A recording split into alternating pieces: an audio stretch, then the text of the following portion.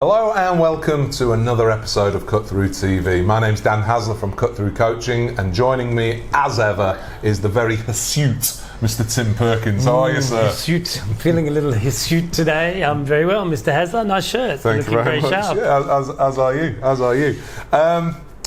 Third episode of our 5 ways to well-being. 5 ways in 5 days.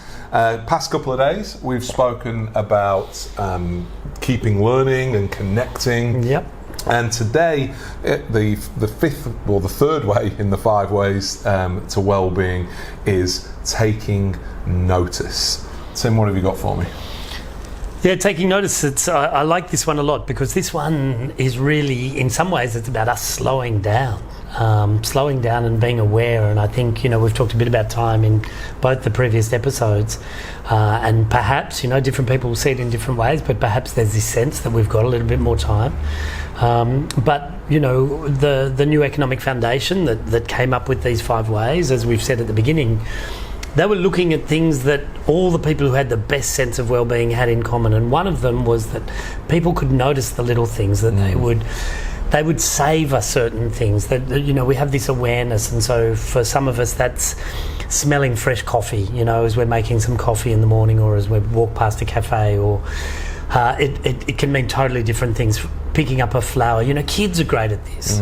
I've got a next door neighbour who's got a very small child, just a 2-year-old, and the way he looks at the world is very different to the way I look at the world. It's always downwards, and often, there's a frangipani tree out the front, and often he just sort of picks up a frangipani, and he's very aware in a way that I feel like in Whereas my life... we just sweep it off the path. Get out of the way. Get the leaf blower. Yeah. Just sort of that idea of rushing. And so trying to challenge that idea of rushing, to really slow down and to recognise and to savour and to really take a moment. Yeah, I think I'm interested in the idea of taking notice from asking the question, well, what are we noticing? What are we choosing? Where are we directing our attention?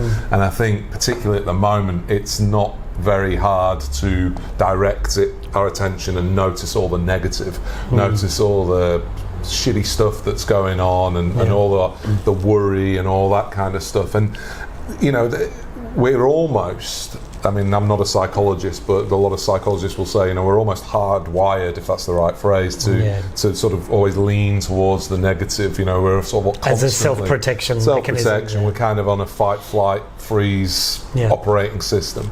And so what we're interested in our work with people is, well, how do we deliberately stop focusing on either the things which are just happening on autopilot, so at the end of the day, how was your day? Good.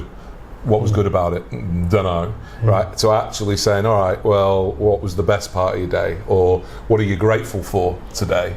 This idea of, and it's an Instagram meme, but that idea of an attitude of gratitude, and which you've developed in your household, yeah? Yeah, I mean, it's a fairly well-known strategy, but it came about, to be quite honest, with the kids. So we went back to the UK at Christmas, and obviously at that time, loads of news around the bushfires in Sydney, and not in Sydney, across Australia, to be clear. But my kids would be constantly asking me, my son in particular, a bit older, and sort of like, what's going on, Dad? Is it, and then there's the drought, and he's how the farmers and all this, and he's a pretty sensitive kind of kid. He's interested in that stuff. Yeah. And then, then with the sort of as this whole COVID-19 thing started going, he's the kind of kid who will get onto YouTube or he'll get onto the net and Google the facts. And of course, he's not getting the facts. So then he starts to develop his own narrative. Exactly. So what we've decided to do is deliberately put a pause in that and say, yep, that's all happening. And of course, we acknowledge that they're the dramas, and we try where we can to talk that through. But what we do at the end of each day, we deliberately put a pause in that and say, all right, tell me about everything you're grateful for today. Not everything, but 3 things. 3 things you're grateful for today, or 3 things you're grateful for in general. So, some of the ones that kids are coming in, they're grateful for walking to school with Dad. Yeah. They're grateful for the lovely meal that Mum cooked. They're grateful for having a dog. Yeah. My daughter said she's grateful for having a nose because she likes to smell things. It's pretty deep. We go pretty deep on this. Your bloodhound would be very proud of her. But then we have then we have what are you looking forward most to tomorrow, and then we have what we call a Joker card, which is you can just put anything, your favourite animated TV character, your favourite restaurant, your favourite anything, right? Favourite place we've ever been in the world, and we do this just before bed. And nice. my wife Samira and I, we sit up there in the bedrooms, and then they share it, and it's quite interesting because when we started it, we've only been doing it a few weeks now, but when we started it, I said to the kids, look, this isn't going to be an everyday thing, don't worry, you know, you can keep it to yourself, you know, it's not schoolwork.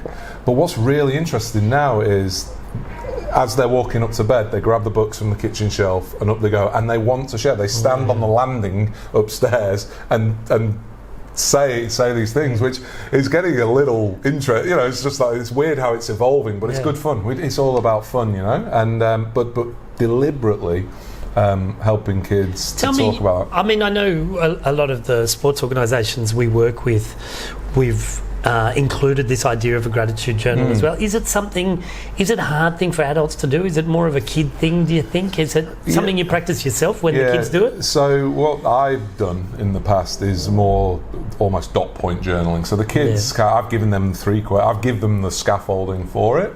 So it's something that I've done in the past. It's a bit like, do I floss my teeth? Yeah, I've done that. Yeah, you know, I know I should. And every now and then I go on a bit of a frenzy of doing it.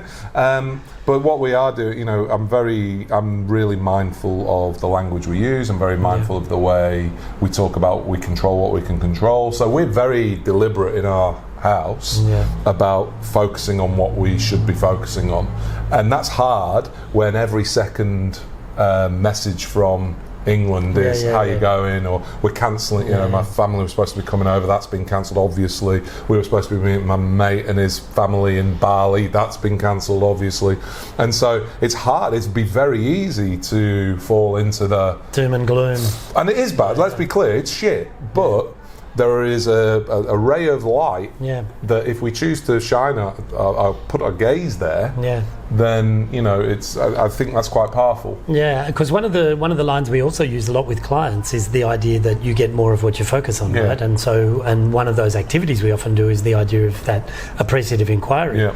Really, what's the good stuff that's happening here? And it's a very helpful way as a starting point. And I really like rather than just an assumption that everything's shit, right? Yeah. So just I like the idea that you do it with your kids immediately before they go to bed too, because, you know, we did a podcast a little while ago with Andrew Fuller, a psychologist, around anxiety that's developing in kids based on the bushfires, and we talked about the possibility of doing one around coronavirus, which at that time didn't seem that big a deal. Didn't seem that big a deal 6 weeks ago, and now it's clearly it's everything at the moment for so many of us. And so for them to go to bed, you know, with them planting positive ideas in their own mind before they go to sleep, it's got to do wonders for any reduction in anxiety. What it's really brought out is that my daughter, who's 9, she seems to every day she's grateful for Ed Sheeran.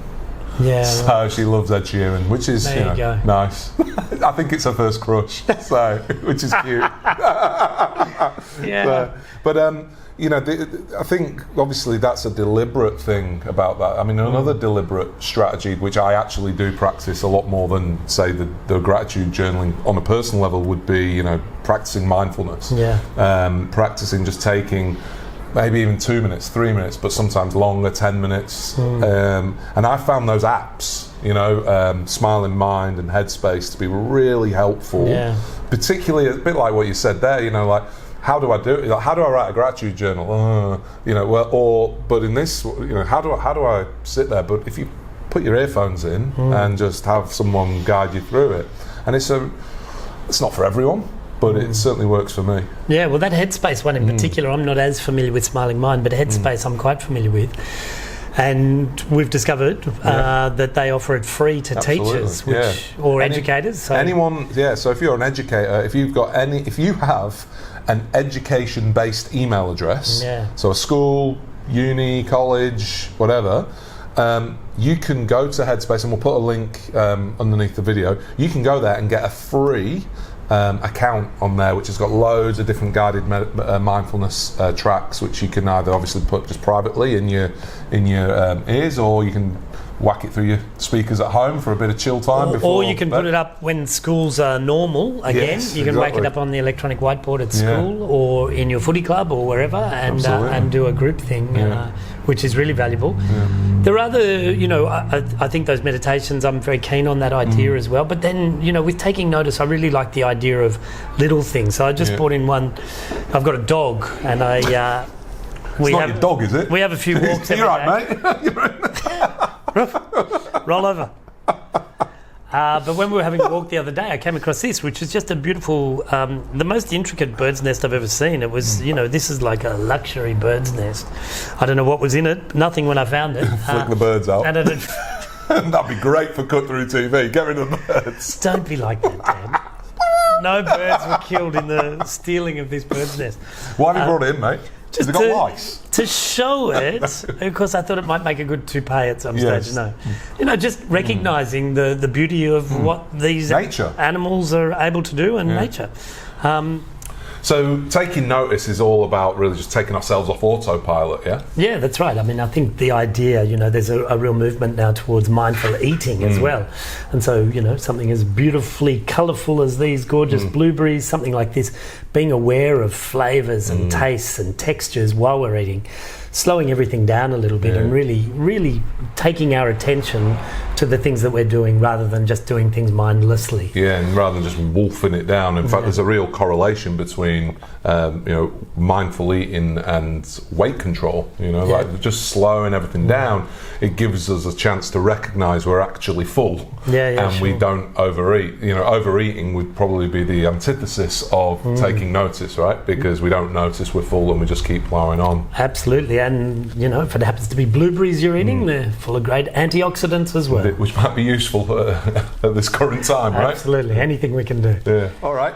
Well, as we mentioned, we're going to put a few links below the video where you can find out about gratitude journaling. You can find out about an idea of writing a gratitude letter, which ties in beautifully with the idea of connecting that we spoke about last time, where you think about someone close to you or maybe outside your immediate network who you're really grateful for, and you write them a letter. And again, it sounds a little bit but as we spoke about last week, who doesn't love receiving a handwritten letter? Exactly. And I've heard the phrase, I don't know who said it, but here's the thing, everyone's got someone who they're really grateful for, and or grateful to, but not telling them that is kind of like wrapping a Christmas present and not giving it. So nice. I'd love to claim that as my own, but it's not my own. But I don't know who to attribute it to. If you know, tell us, because I like to quote people where possible. But I think that wraps up this episode. Tomorrow we will be chatting about Giving. Yes, giving.